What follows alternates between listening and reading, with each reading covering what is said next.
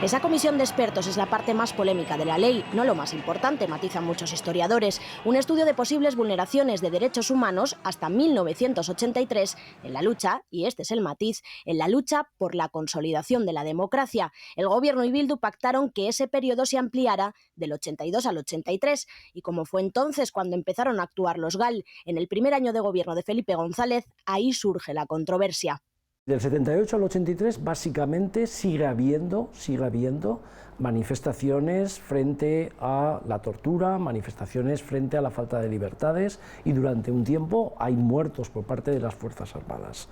Pero solo deberían entrar las víctimas que luchaban por la democracia, por consolidar la democracia. Mezclar lucha antifranquista con conflictividad, violencia política durante la transición y ya en la España democrática, yo creo que está fuera de lugar. Establecer esa fecha 83 para este estudio es una decisión política, no histórica, coinciden muchos investigadores. Entre el 78 y el 83 hubo unas 700 muertes, el 90% víctimas del terrorismo, la inmensa mayoría de ETA. El resto podrían ser, nos dicen los historiadores, coletazos de los abusos del franquismo.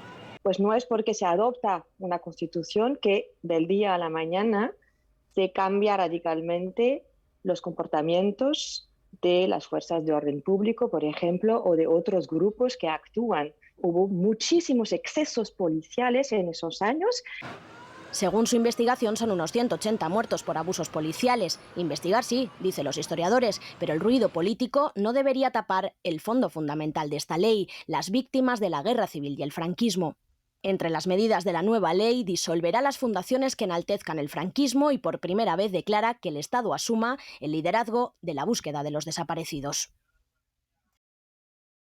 Y tiene un orificio de entrada de proyectil en la zona temporal. Es uno de los cráneos exhumados en la fosa sevillana de Picorreja. Los arqueólogos han desenterrado ya los restos de 1.300 cuerpos de víctimas del franquismo. Trabajan acompañados de los familiares, para quienes esta fosa es una esperanza tras muchos años de dolor y también olvido. Por supuesto que sí, el olvido institucional que ha habido y por parte de, que ha impregnado a toda la sociedad, claro que sí. Las fotografías de los tíos de Ana cuelgan junto a la de una treintena de desaparecidos en una de las tapias de la fosa. Es un particular muro de la memoria que recuerdan que tenían un rostro. Desde el año 2000 se han abierto otras 900 fosas en toda España y se han recuperado 11.000 esqueletos, pero el Gobierno estima recuperar unas 20.000 más. Hasta ahora el peso de las exhumaciones lo han llevado los familiares y asociaciones de víctimas, con la ayuda económica del Estado solo en algunas etapas. Con la nueva ley, el Estado tiene que financiar y responsabilizarse de buscar, identificar y exhumar. Lo hará en coordinación con otras administraciones. Precisamente para utilizar el mismo protocolo. Precisamente para tener unos laboratorios de referencia en genética forense que permitan poder localizar a un aragonés que quizás está enterrado en Castilla-La Mancha y al revés. Para los descendientes de las víctimas la ley es un avance pero insuficiente. Temen que con el nuevo texto el peso siga recayendo en las víctimas, que no sea el Estado quien busque activamente. Los derechos humanos no se pueden subvencionar, o sea, es un agravio a los derechos humanos. Como dice la ONU, que no subcontrate y privatice esta parte de la reparación que merecen las víctimas del franquismo.